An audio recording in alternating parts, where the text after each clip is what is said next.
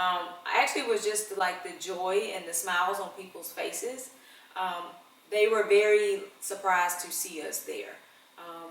They were used to the people who were there to hand out paraphernalia about their candidates, or vote for this person, or choose this person, or don't vote for this person, or all those types of things. But they weren't used to seeing people who were there just to give out donuts and to give out water and to give out candy for the kids because it was Halloween. They weren't used to, the donuts. We had so many people who would come up and they would say, well, how much is everything? And we say, it's free. And they're like, it's free? Like, are you serious? And we're like, yeah, it's free. Like, come over when you finish, get something now and take it with you in line. We had Ben & Jerry's. They came out and did ice cream. They brought music. So, people came over and danced. The kids were excited to be able to get ice cream at like 10 o'clock in the morning. Parents were excited to be able to have a place for the kids, kind of like as a treat for them being well behaved while they waited in line. That was kind of a added bonus to be like, once we get done, we can go over there and get ice cream and candy and donuts or whatever else they have. And so we had a really, really good time. We had a lot of great responses. Everybody that came over was nice. They were kind. They were gracious. They were thankful. It didn't matter what political party they were affiliated with. It didn't matter what was on their shirt. Everybody that came over was just very, they were great to interact with. And a lot of them were just very appreciative. Now, we had a great time up until about 1:15, when we had a situation where a representative for the county manager came and told us that we weren't welcome there, that we couldn't be there.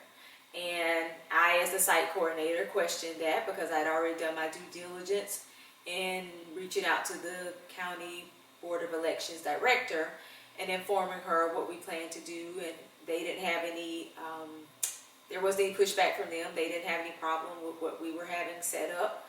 And so I didn't know there was going to be an issue. I didn't think there needed to be an issue. But he basically told us we couldn't be there. And so at that time, I reached back out to Antoinette to kind of tell her what was going on. And then as I was talking to her, a sheriff deputy drove up. And he approached a member of my team.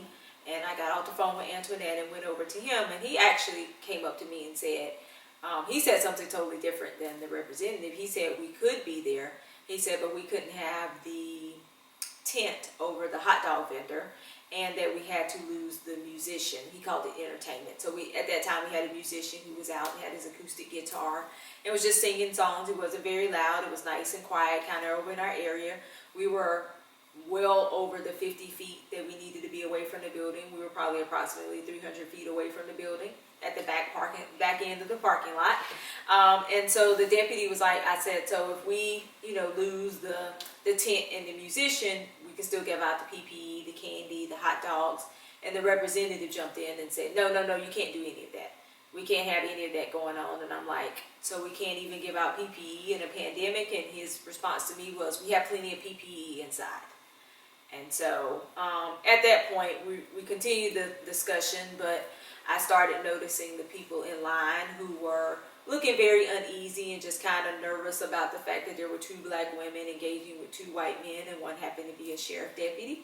And another deputy here arrived on the scene and was near the back part of the parking lot, and it's all black pickup truck that was kind of unmarked, and he was just kind of sitting in the back. And I just made the decision to, at that point, to stop our activation because I didn't want it to become what we weren't there for. We were there to put people's minds at ease. We were there for a welcoming atmosphere, and I knew if we continued to be there with how things were going, it was going to turn into the opposite of that, and I refused to allow that to happen at our site. So up until that point, everything was fine.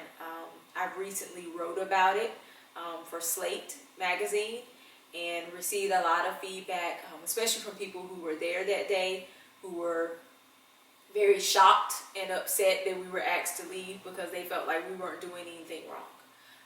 And so it's been great to have kind of that support and for people to express their feelings about it, knowing that we were there for the right reasons.